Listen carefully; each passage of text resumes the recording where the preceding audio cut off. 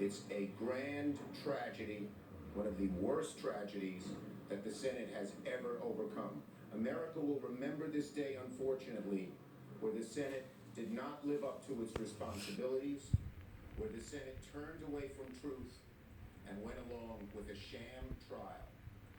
If the president is acquitted with no witnesses, no documents, the acquittal will have no value because Americans will know that this trial was not a real trial. It had no witnesses, no documents. It is a tragedy on a very large scale. I will be now going up to my caucus to discuss what we're doing next. I will not talk. Chuck Schumer right there calling this a sham trial, not a fair trial, a tragedy for the American people. I'm bringing our legal panel for more on this right now. I think Chuck Schumer would agree with Lisa Murkowski, one of the Republicans who ended up voting no on Lisa on one thing, that this is not a fair trial in the Senate. But what you've heard from both Lisa Murkowski and Lamar Alexander, who voted no, one of the senators in play, was a lot of blame on the House because they didn't do their job. They did it in a wholly partisan way, and then it's not the Senate's job to make up for that. Right, but Chuck Schumer is right that whatever happened in the House, this will be the first impeachment trial of an American president with no witnesses at all. In fact, the first impeachment trial in general, even of any federal official. And so, so he is correct about that. What I think he is also saying, sort of on a deeper level, is this will be an acquittal, but it's not an exoneration because there wasn't sufficient examination of the facts and the evidence to get to a principled result. It reminds me of the Mueller report, who did not exonerate the president, and the president went out the next day and said he was exonerated. Perhaps some evidence that the president is not exonerated, if that's true, is the statement of Lamar Alexander, Dan Abrams, where he said he believes what the president did is inappropriate, simply not impeachable, and at least some senators in the afternoon, like Ben Sass from Nebraska, said he speaks for us. Yeah, and we're going to have to see how many senators. We've sort of talked about this before. It's almost a pseudo-censure.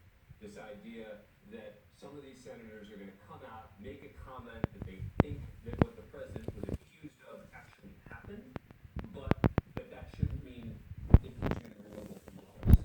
And that's a distinction from he did nothing wrong. But let's be clear about what just happened. The vote we just saw is effectively the end of this impeachment proceeding.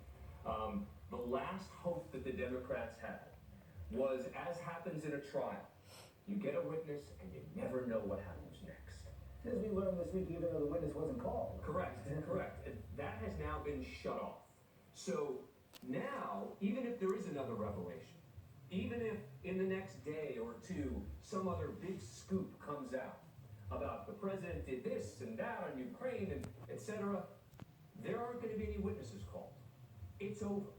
It's now just about the process and how to end this process, both politically and for Well, this trial is over, and there was never much of a chance you were going to get 20 Republicans to vote to convict anyway. But Terry Moran, the battle that's only just begun is what is the meaning of this impeachment. And that battle is going to be fought on the campaign trail. President Trump will have his full exoneration.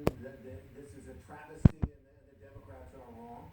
The Democrats will have their answer. And John Bolton had more evidence, perhaps coming out of the Southern District of New York and other places, might have a weight on the scale as well. But then, what's the meaning of the years, right? Every one of our impeachments has come to stand for something. The impeachment of Andrew Johnson, which failed, stood for the principle for a long time. We don't impeach presidents for policy disagreements with Congress, which is at the root of that impeachment. The impeachment of Bill Clinton. We don't impeach presidents for personal misconduct that doesn't impact their public duties. What will this one stand for? President Trump's, that the president can do things like this and there's nothing wrong with it? Or something along what Lamar Alexander has suggested? That impeachment is such a high bar, removal from office, you can have a kind of a censure that it was inappropriate but not warranting the death penalty. And one of the things that makes this impeachment unique is the fact that it's happening during an election year with the president running and John Carl. That means that in some way the verdict is going to be delivered by the voters, not only in November, but perhaps for history as well.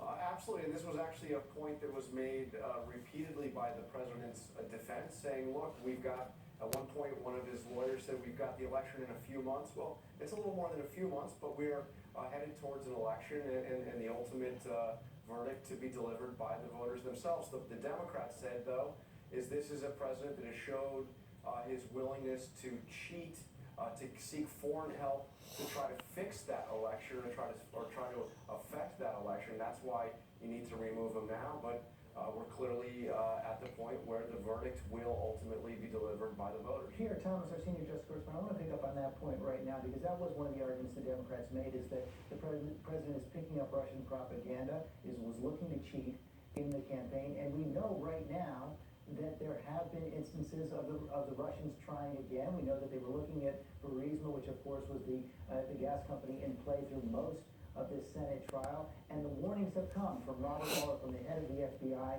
that this election is under threat.